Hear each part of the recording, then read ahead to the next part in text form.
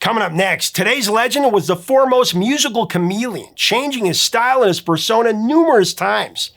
And he was always ahead of the times. But in the 1980s, did he finally succumb to the fad of the times? I mean, many call this catchy 1983 #1 smash a sellout. But no matter, there's no doubt this single marked a major turning point in this legend's career. It put his face all over the new medium of music videos on MTV. But the biggest aspect of his biggest hit might be the fact that he discovered a guitar legend in the process. Find out next. Even if this icon spent his entire career distancing himself from his biggest hit. Stories coming up on Professor of Rock. Hey music junkies, Professor of Rock, always here to celebrate the greatest artists and the greatest songs of all time. You know, if you've ever held up a real lighter at a concert when they played the ballad, this channel will definitely resonate with you. Nostalgia all the time.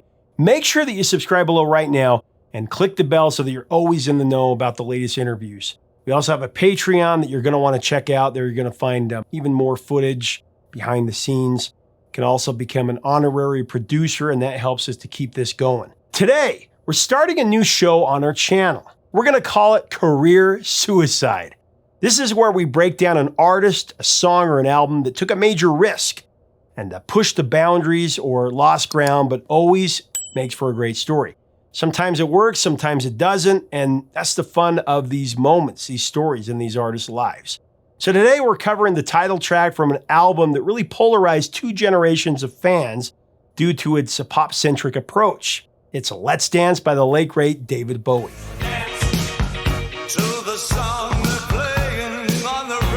So in the early 80s, after the release of his 14th studio album, Scary Monsters and Super Creeps, David Bowie was looking to reinvent himself. This wasn't uncommon at all for rock's notorious changeling. He had already passed through several iterations throughout his career. This is ground control to Major Tom. Bowie was once again feeling his sound was really becoming static, and he wanted a new direction.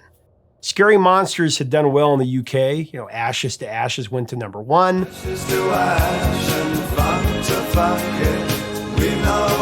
Fashion reached #5.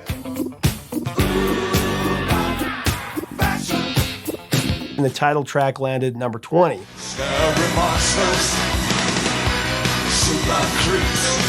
But now his sights were dominance.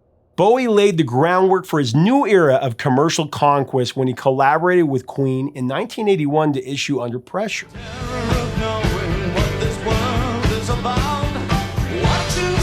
And then in 1982, he teamed up with Giorgio Moroder and did Cat People, Putting Out Fire. And I've been putting out fire.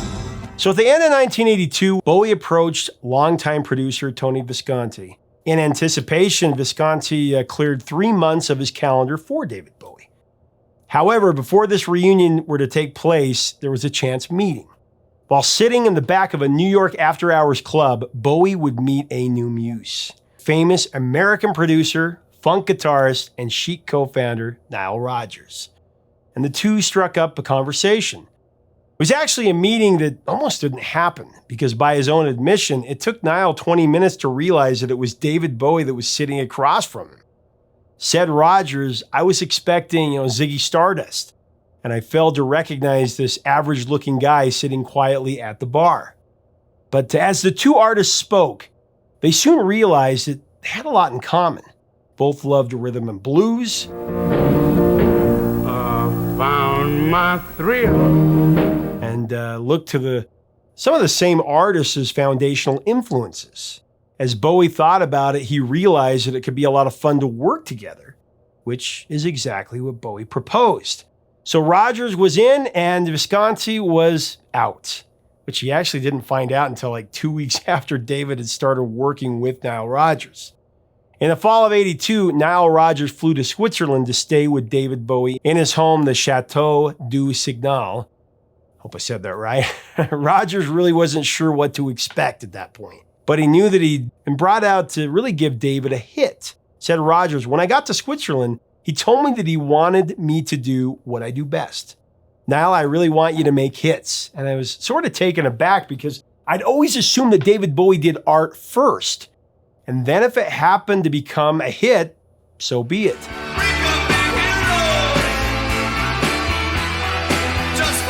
What happened next is pretty comical. Now, as we get into that particular story, I do want to thank our sponsor, Zenni Eyewear. You know what? Zennis are light, compact, stylish, and cool. When you create your own look at Zenni.com, all of a sudden, these frames become a part of your newest style.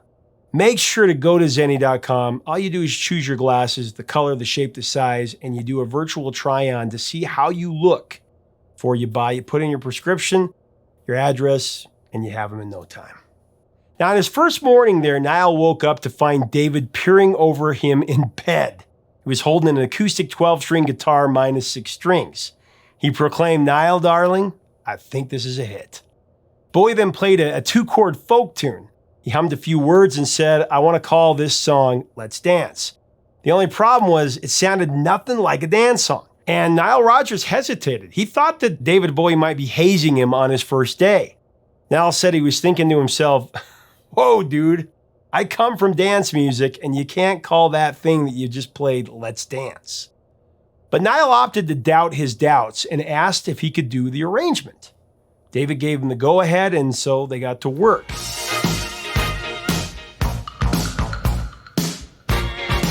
Said Rodgers, "If I was going to make hits, I could only use the formula I knew, which was, you call a song China Girl, it better sound Asian. You call a song Let's Dance, you damn well better make sure that people can dance to it." By the time the King of Funk finished rearranging this folk tune into a danceable demo, Bowie knew that he had made the right choice in producers.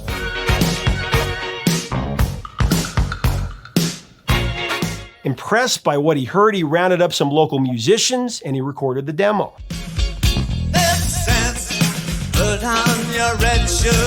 Bowie got excited. That's it, I got it. This song was going to top the charts.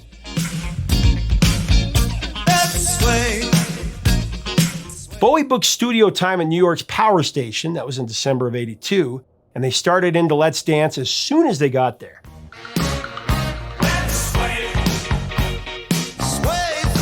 Said Rodgers, "My instinct to start with Let's Dance really paid off. We cut the song in 1 or 2 takes, and it set the tone for the rest of the album."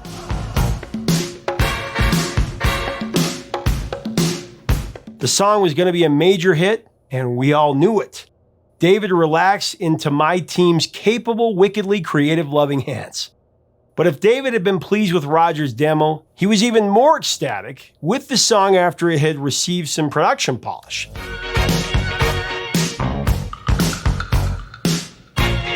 The song was saturated with hooks. For instance, Rodgers tapped the Isley Brothers' famous vocal stylings from Twist and Shout, and they used it to become an unforgettable lead into the song.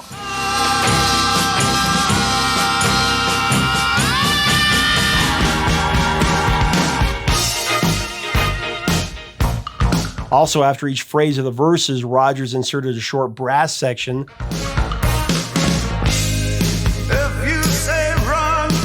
That part was inspired by Henry Mancini's Peter Gunn.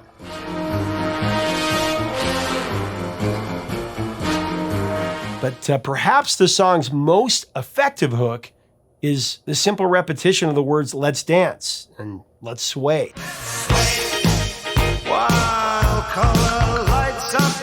These phrases coalesce into a call and response pattern with the song's instrumentation. Now, that combination is so catchy that it just grabs you from the start and doesn't let you go until the song fades into silence, really.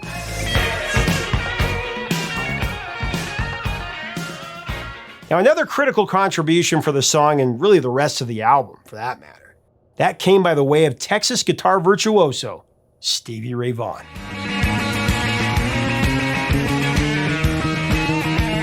Bowie had met Vaughan the year before at the Jazz Festival, and the two had talked music for hours, and then, they went their separate ways. But months later, Bowie surprised Vaughan and asked him to consider working on his new album. Let's Dance would be Stevie's big break, and afterward, he and his group Double Trouble, they would sign a record deal with Epic. Man, I'm standing out in the rain. As for Let's Dance, Stevie's contribution was an irresistible rock flavor and blues influence to the song, as well as the memorable solo.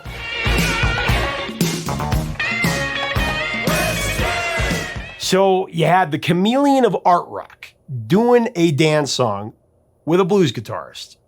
It was a big risk, but if anyone could pull it off. Said Bowie, Stevie strolled into the power station and he proceeded to rip up everything one thought about dance records. In a ridiculously short time, he had become midwife to a sound that I had ringing in my ears all year long. Now, as for the meaning of Let's Dance, that's a little harder to pin down. For all its radio-friendly singability, there does seem to be some darker nuances indicating there's something more happening behind just dancing with a lover.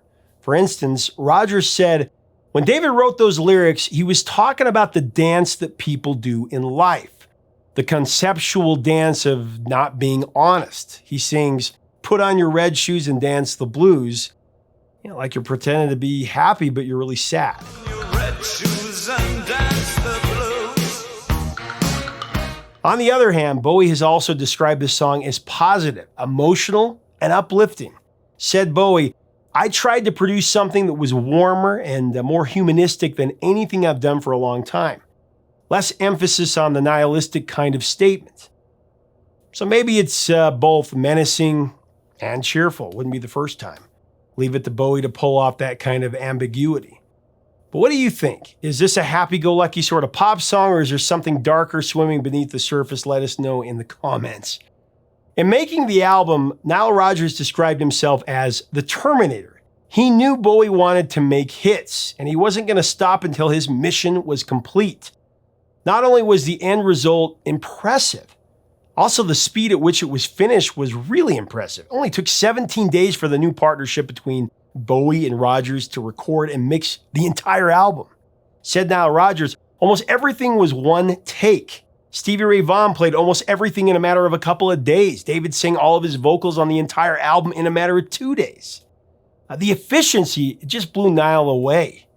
Aside from the title track, the record included the singles Modern Love, China Girl, I could escape this feeling, and also Without You. Without you. Also of note was a cover of Metro's Criminal World by Metro.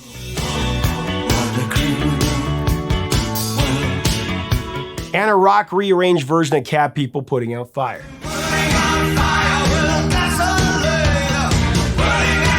Let's Dance, the album, that was released on April 14, 1983 to unprecedented commercial success. As for the title track single, Let's Dance was one of Bowie's fastest selling singles. It entered the UK singles chart at number 5 on its first week of release, and it stayed at number 1 for 3 weeks. And soon after that, it went to the top of the Billboard Hot 100 charts. It was actually Bowie's first and only single to top the charts in the US and the UK, and it was only his second to reach number 1 in the US. Of course, the other one was Fame in '75.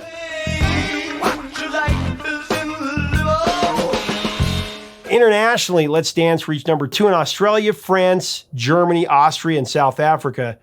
But that's only the tip of the iceberg because it went to number 1 in Canada, Sweden, Belgium, Spain, Switzerland, Norway, Finland, Israel, Ireland, New Zealand, and the Netherlands, all over it. This was his biggest hit internationally for sure. But the title track wouldn't be the end of Bowie's Let's Dance success. I mean, the second single, China Girl, that broke the top 5 in a lot of countries. It went to number 2 in the UK and Ireland and the Netherlands. Went to number 10 here in the Billboard Hot 100, and it went to number 3 on the US mainstream rock chart. My little China girl says. And then the third single, Modern Love, did just as well internationally, and it once again grabbed the number 2 spot in the UK. Also hit number 14 here in the Hot 100, and it was number 6 on the rock charts.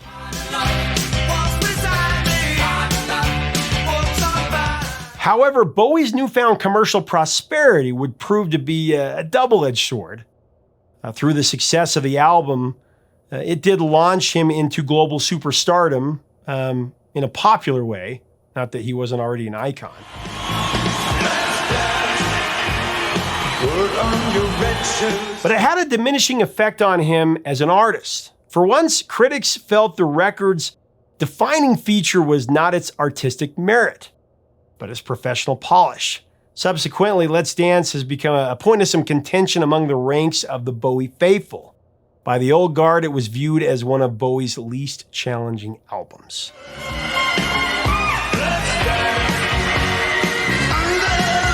Many wondered if he was just coasting, playing it safe, or if he'd become a caricature of himself just to appeal to the rising MTV generation. A lot of people saw it as career suicide. In the years since, that proved to be over-exaggeration.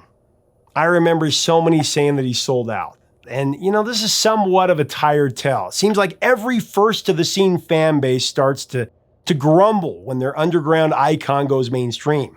Morrissey fans said the same thing. Longtime fans simply don't want to share their secret with the rest of the world. That's not to say that there wasn't any merit in their accusations. I'm just saying it wasn't exactly a unique position. But given the enormity of Bowie's popularity, when it came to sharing, they really didn't have a choice. The dancing, bleached blonde MTV pop star version of Bowie was drawing in legions of new fans, and more specifically, younger fans. Subsequently, many were unfamiliar with Bowie's earlier work and had no qualms with Bowie's pop-centric trajectory. But in David's defense, Let's Dance was so much bigger than he had anticipated. Yes, he wanted hits, but when he realized the price that would be extracted from him, the loss of his artistic credibility, he started having second thoughts. Bowie the pop artist lasted for 2 more albums. Even so, his newfound megastar status never sat comfortably with him. Neither of these 2 following albums came close to the commercial heights of Let's Dance. 1984's Tonight and 1987's Never Let Me Down are frequently cited as the low points in Bowie's career. So he did pay a price. There was positive and negative as the years passed. Bowie began to really distance himself from Let's Dance and the aftermath of that album. Later he would say, after Let's Dance, I succumbed. I tried to make things more accessible. I took away the very strength of what I do. By the end of 1987, Bowie was worn out, really. He was disillusioned. The pressure and expectations of being a pop phenomenon had become really heavy. Too heavy for Bowie to bear. So seeking anonymity, he once again reinvented himself with a new project. He joined the band Tin Machine as just another member. Now, far from the siren call of the mainstream machine, Bowie finally found some measure of relief. Tin Machine's music was, rough, jagged, brash, and most of all, was very uncommercial.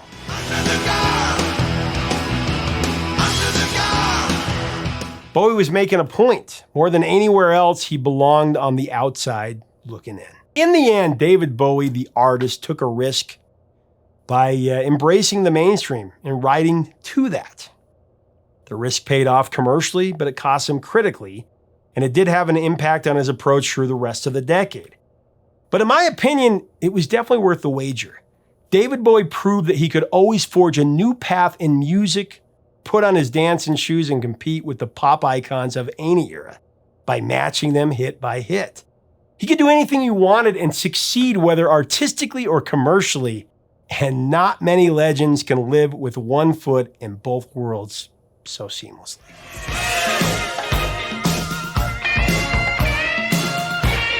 Leave us a comment about David Bowie and Let's Dance. Did Bowie sell out, or was he just reworking his sound to appeal to a younger generation? Let us know in the comments. Let's have a great discussion.